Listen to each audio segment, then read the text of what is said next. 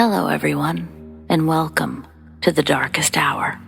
I'm your host, Amanda Jane. We're almost at the end of 2023, on our way to the beginning of 2024. So, what really changes with the new year anyway? Shamanic philosophy sees the turning of the year as a time to honor and give back to Mother Nature, Mother Earth, a way of tapping into and acknowledging nature's cycle of transformation. It's possible this is where the idea of resolutions or the idea that a new year can be a new you comes from, because we too are nature, going through many transformative stages, even in just one trip around the sun. I like the idea and hope that a new year brings, but I say that we can do and should work on ourselves all year round, while also taking that necessary time to connect with the rest of nature, to appreciate ourselves, to appreciate that in those around us. But, like you, I'm also a big fan of the more mysterious things in life. I like the light, but need some darkness. And I'll tell you what, every year, New Year's Eve never fails to conjure up interesting yet terrifying, truly unbelievable experiences. So, let's get started, shall we?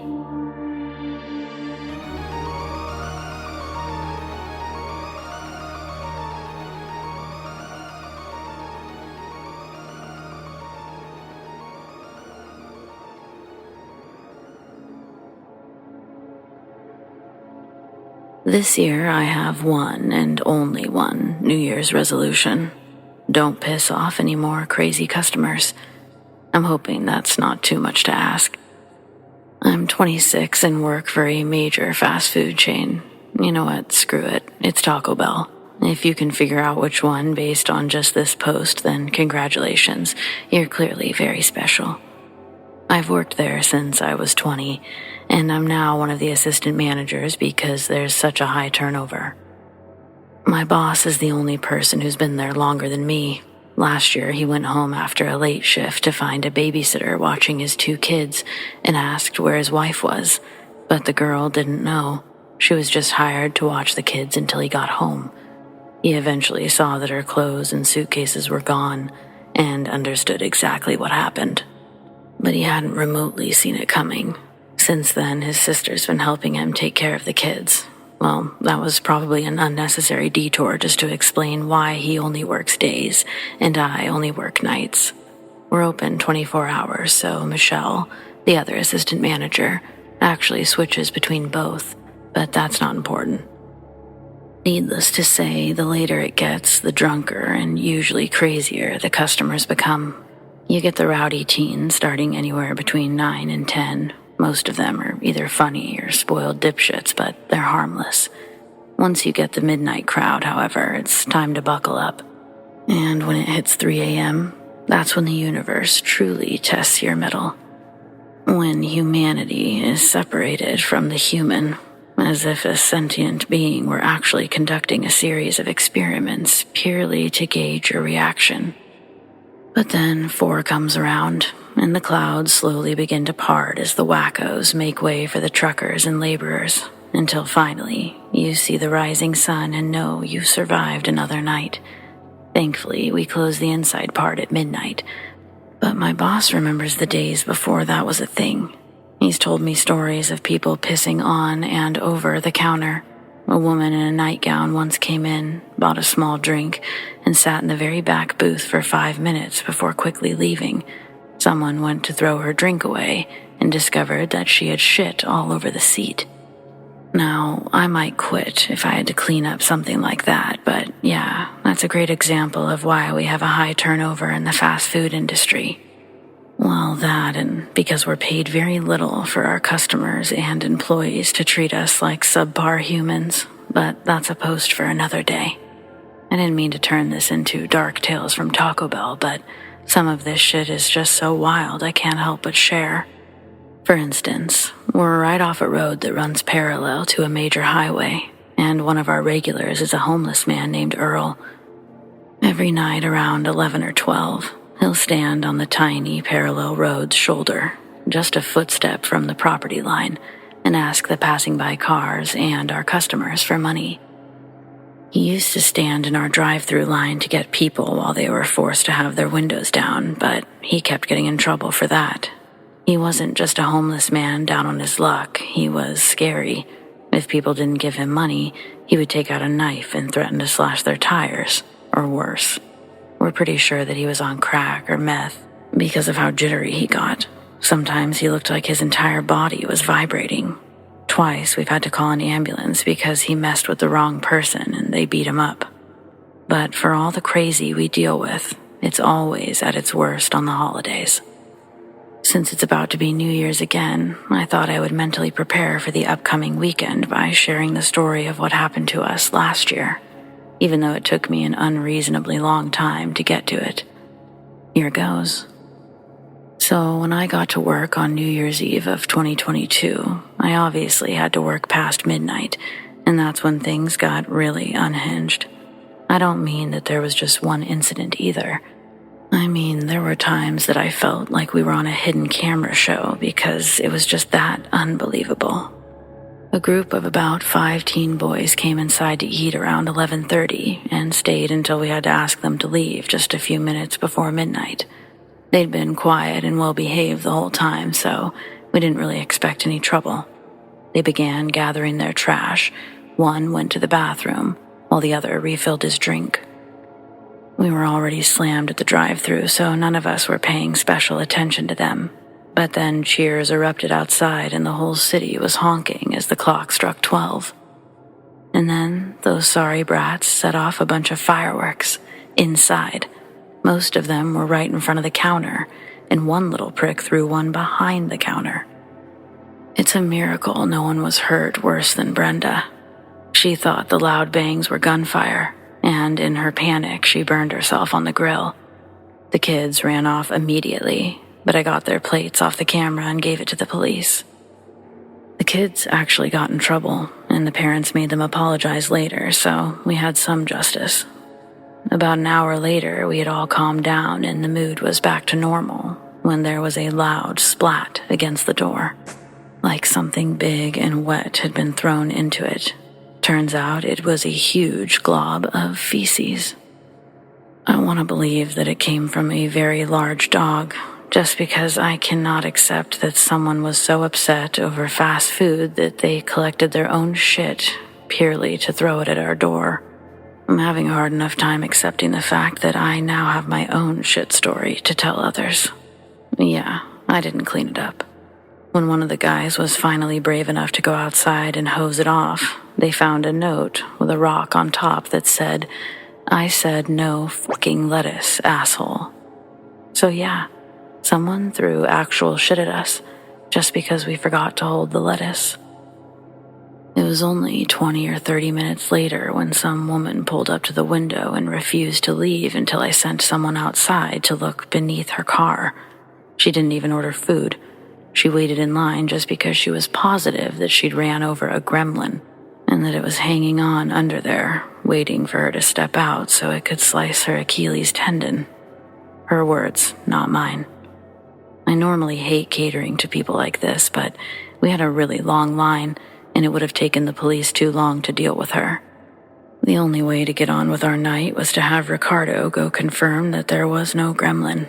He went outside, bent down, and gave her the all clear, only to have her scream, "You didn't even look," before throwing a glass of orange juice in his face.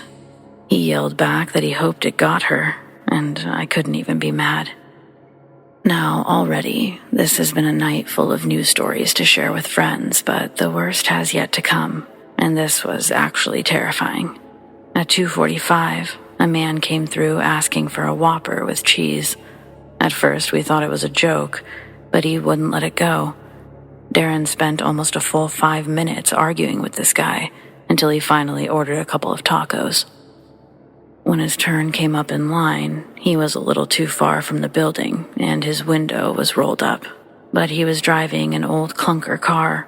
and we see people with broken windows do this all the time. It's really common for someone to step out in these situations. Well, that's not why this guy was getting out of his car. You can even argue that we should have realized this because of the night that we'd been having, but sadly, we just didn't.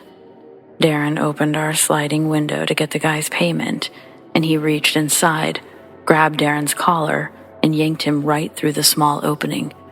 It all resulted in the worst sounds that I'd ever heard. The yelling, different parts of Darren's body slamming into the window before being forced through, the creepy grunting and laughs of his assailant. 3 of our other employees rushed outside to pull the man off while we called the police. Darren had a fractured orbital and cheekbones, a dislocated shoulder, 2 broken ribs, several lacerations, and more bruises than he could possibly count. Our employees held the psycho down until the cops could arrest him, and he was screaming the entire time. At first, he was going to kill us and burn down the building, but when someone mentioned the police, his whole attitude changed. He was suddenly very apologetic and begged us to let him go, with promises that we would never see him again. Thankfully, we didn't listen to a word of it, because the police found a gun in his waistband. If our guys had let up for even an instant, the entire night could have gone much, much worse. The crazy bastard even laughed as they took his weapon away, bragging about how he'd almost gotten his hands on it when they first took him down, and how much he wanted to shoot their dicks off. So yeah, I put in for 3 days of PTO after that shift because it lined up with my next 2 days off, and I didn't leave my house during that entire time. I'm really hoping that this year turns out differently, but I'm taking along some pepper spray and a taser just to be safe. Wish me luck, and may your New Year's be safer and less eventful than mine.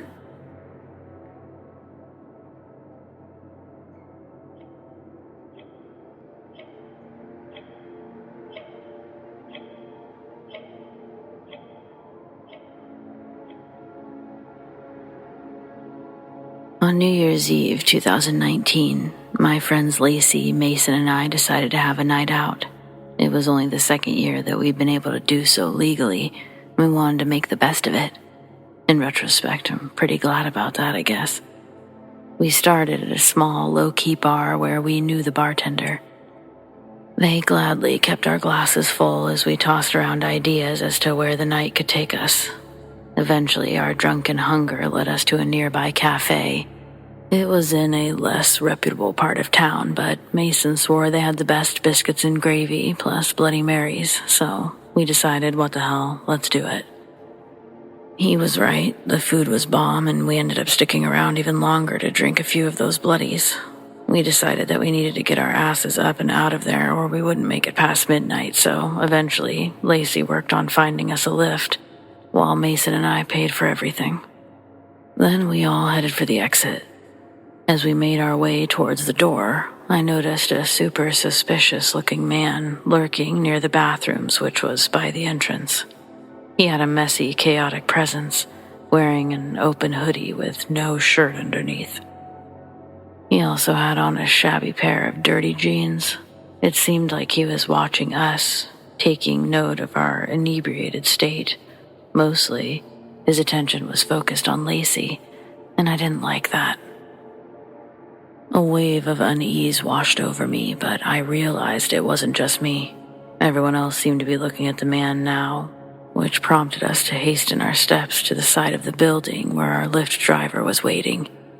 To our dismay, the shady dude began following us from a small distance, about 10 feet away. We sensed it wasn't for any good reason, but within seconds, he reached out for Lacey and managed to grab her arm. Mason tells the guy to fuck off, to which the man lets go of Lacey's arm, but only after leaving clear, visible claw marks on it. Then, he barks in Mason's face, pushing him away. We grab Mason and waste no more time, quickly entering the lift and locking the doors before even greeting the driver. We hurriedly informed him of our names, urging him to drive away from the crazy stranger barking outside of his car. As our lift car pulled away from the parking lot, I couldn't resist glancing at the dude one more time. My heart skipped a beat when I noticed that he was now sporting a single glove on his right hand, holding something shiny, waving it, hinting at the possibility that he might have been armed with a gun or a knife. Then the man stood on the other side of a bush, silently observing our departure, or waiting for another unsuspecting victim. We really didn't know. We decided to report the incident to the restaurant. Through hindsight, we should have contacted the police that night to ensure everyone's safety. But we were just happy to get out of there. Later on, we took it upon ourselves to file a report with the police based on the advice we received. I provided them with all the details that I could recall, including my contact information. Everyone else did the same. The police assured us that they'd reach out if they needed anything else, and they never did. Reflecting on the encounter, I want to clarify that my mention of the man potentially carrying a weapon, it was based on the observation of the single glove on his right hand. He hadn't had that before, and the object, which clearly he'd had concealed before. His other hand remained gloveless and clearly visible. I don't know. I guess it doesn't matter, but if you do go out this New Year's Eve, or any time, I guess, just be safe, and remember, there's power in numbers, that's for sure.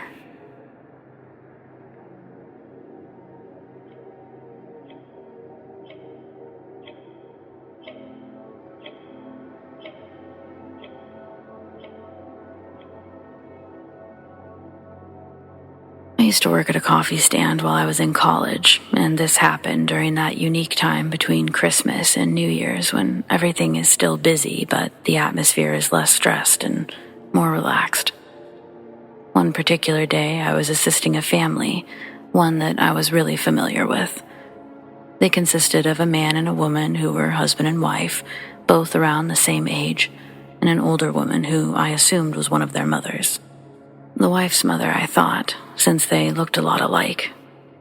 As the three of them approached, I asked if they'd be having their regular. I noticed that the man and the older woman seemed somber, while the wife appeared a bit out of place. She had a paler complexion than normal, giving the impression that she might be sick. Despite this, she wore a gentle and happy expression. The man confirmed that he'd have his usual. Despite their expressions, I made small talk, asking how their day was going. The man responded politely but quickly, implying that he wasn't looking to make small talk. No one else said anything. I glanced up to see that he was walking away, his wife following close behind. They didn't leave the area, but instead sat near the stand at a picnic table.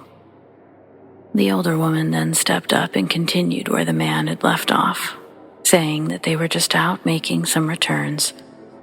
More small talk ensued, and I was finishing up the final drink when I noticed the older woman looking especially sad.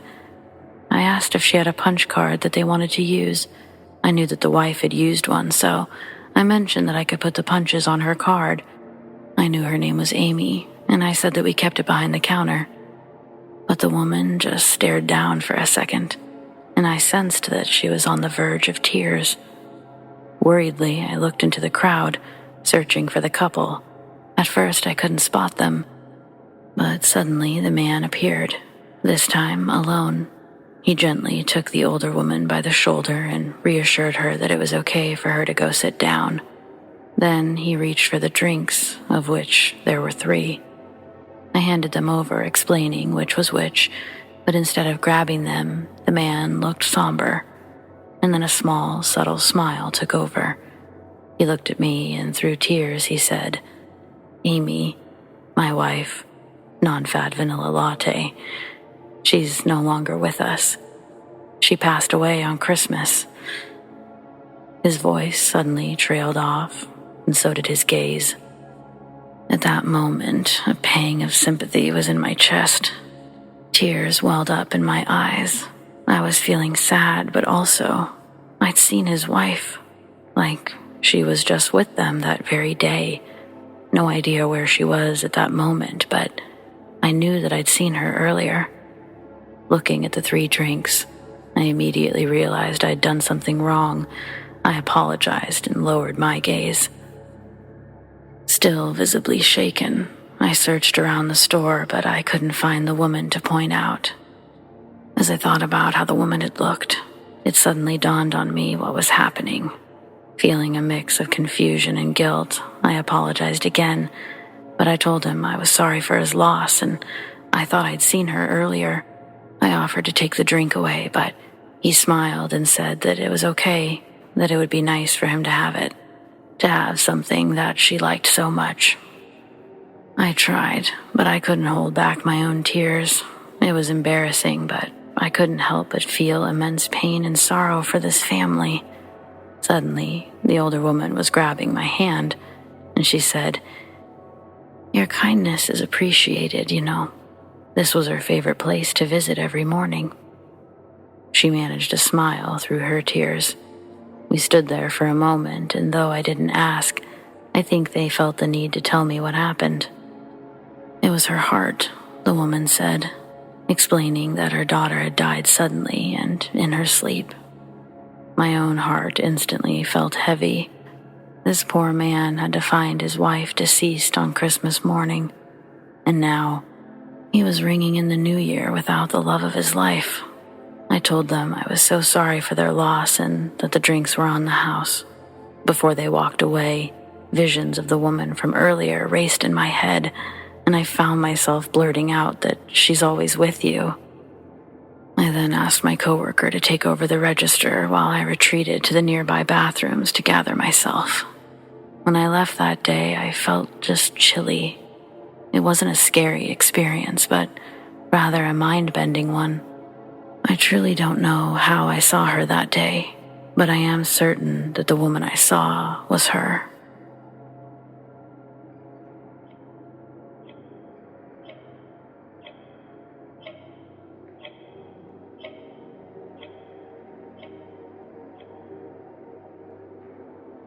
Well, I'm hoping you're in need of some New Year's Eve stories. I've got one that traumatized me when I was a child. New Year's Eve, Uncle Damon and Aunt Shelley host a New Year's Eve party. It's a lot like the ones that they had every weekend with the same friends and binge drinking, but this night they were celebrating bringing in the new year, so extra cleanup was necessary. My cousins and I were basically there to clean up the adults' mess the morning after. Basically an awful way to spend New Year's Day, but I digress. So, from the moment I opened my peepers, Aunt Shelley had me and my cousins cleaning the house, making everything perfect because in her eyes, this actually was the best way to celebrate a new year. I was tasked with throwing out the Christmas tree. To do this, I would need to get on the floor and unscrew the 3 prongs to detach it from the base. Then, I stood up and reached my arm in through the branches to get a grip on the trunk. The tree wasn't much bigger than me, but it was heavy as hell. It took all my strength to lift it out of the base. When it finally pulls out, I drop its bottom trunk on the ground and it bounces. Tons of pine needles land on the floor in a circle around the tree. I stood there looking at it like, well, here's another mess I have to clean up.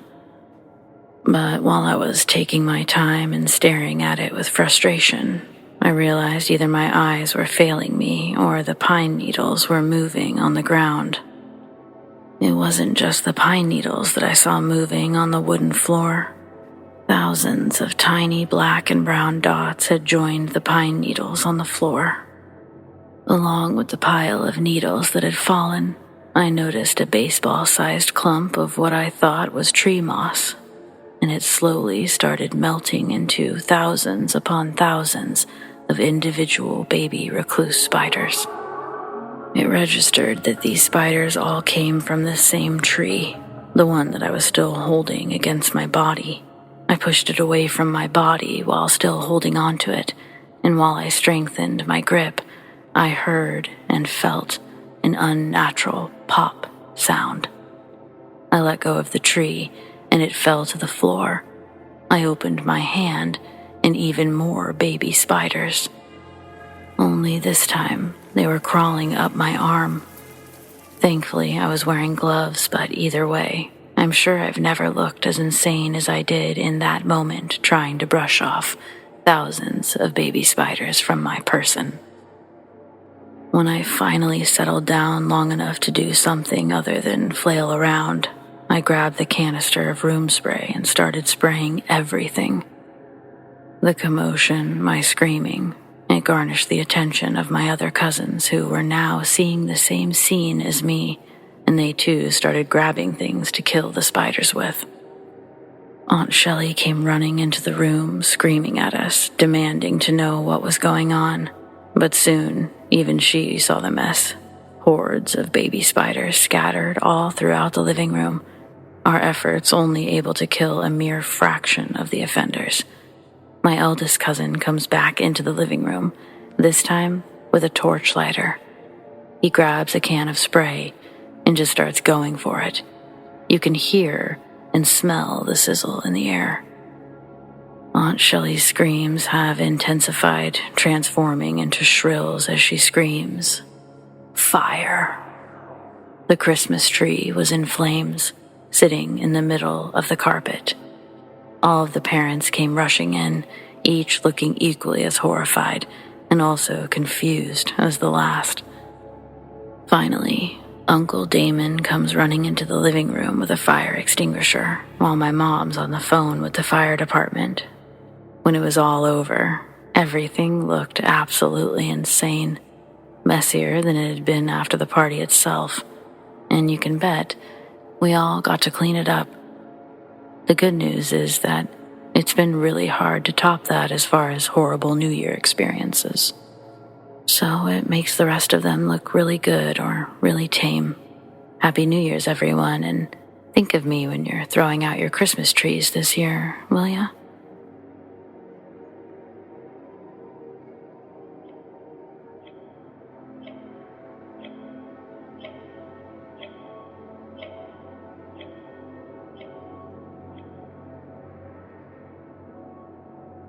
When I was young, I was a diehard believer that professional wrestling was real. My obsession even got me into trouble with my classmates and recess teachers. For my birthday one summer, my uncle got me a bunch of hand-me-downs, classic WWF and WCW t-shirts. I wore those on rotation until the school year started, and my mom said I could only wear a select few and not every day. When I did wear one, though, it didn't get the same reception I'd envisioned when choosing my attire for the first day of school. The t-shirt I'd decided on was a red one that featured Hulk Hogan. On the front of the shirt was a classic screen print of him in his ring attire, ripping his tank top in his iconic pose. I thought it was a solid choice, and I proudly strutted into my classroom to find my desk. But my heart sank a little when I saw that I was sitting in a group with a boy that was extra nasty to me named Zane. Nobody was really nice to me, but he couldn't hold back. When he got a chance, he had to get a laugh at someone else's expense. And as I walked to the table, he saw an opportunity and took it without hesitation. Standing up, Zane points at me and says, "Ew, Ryan's got a naked guy on his t-shirt."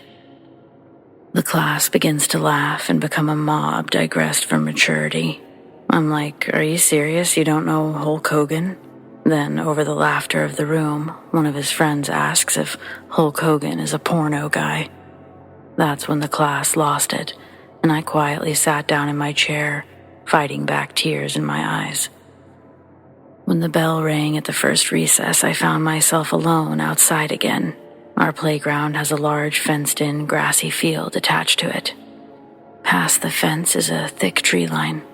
I walked all the way to the back corner of the field, and I sat with my back against the chain-link fence. Finally, able to cry without someone seeing me. But even there, after a few minutes of sobbing into my hands, I felt a finger poke the back of my shoulder. I ignored it at first.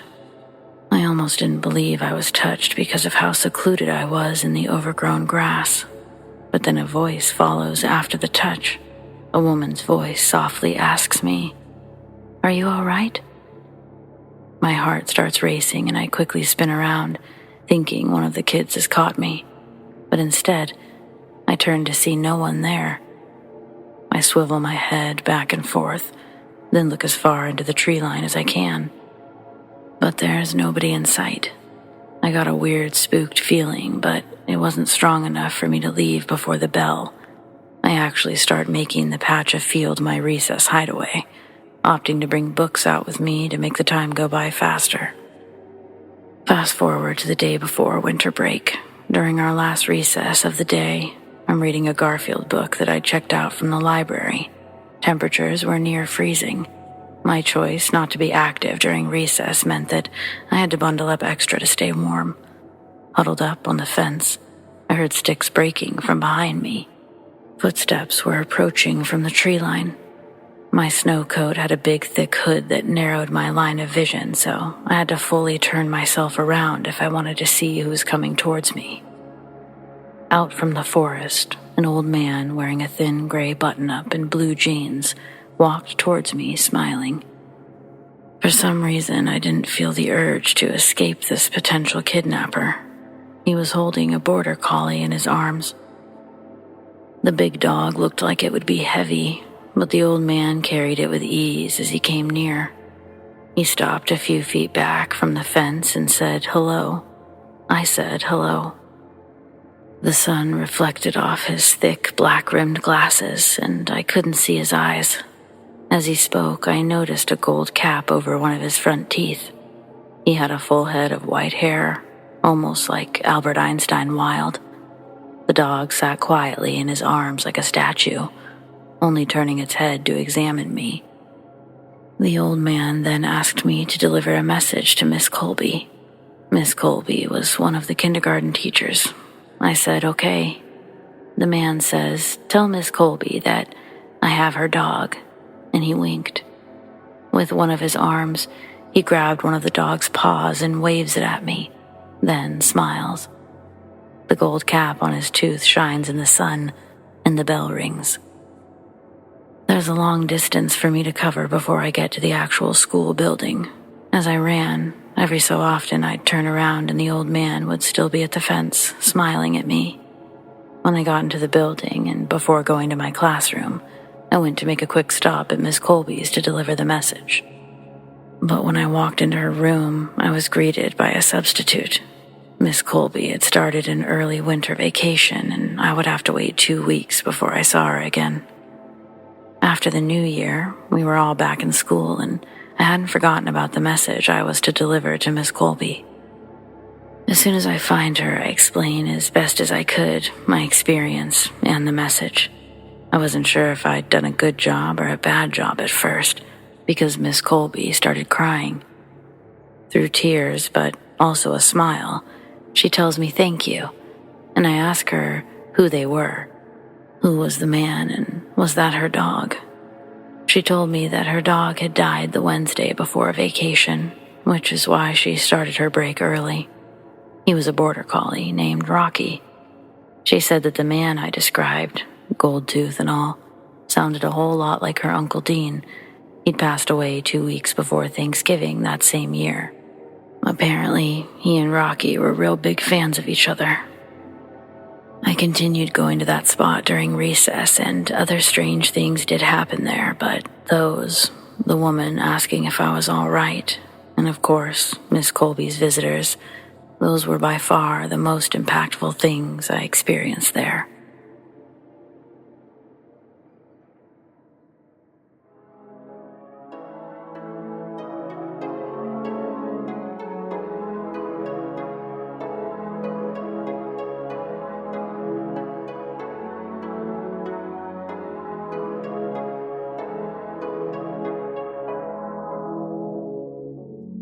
Well, friends, it appears we've reached the end of tonight's episode. So, thanks for joining me. Whether it's your first time or you're a regular, your support means the world over here.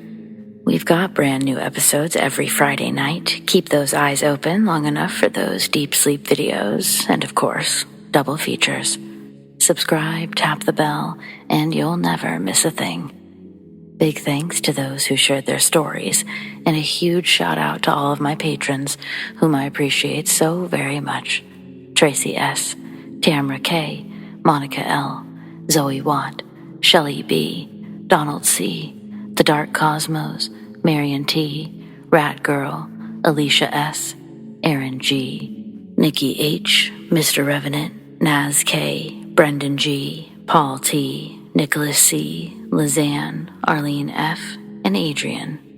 If you want to support The Darkest Hour in other ways, consider joining my Patreon. Check out patreon.com/thedarkesthour or click the link in the description to learn more. Do you have stories like these? I'd love to share them. Send them to me, amandadarkesthour@gmail.com, or on the Darkest Hour subreddit, The Darkest Hour YT. Happy New Year and stay spooky.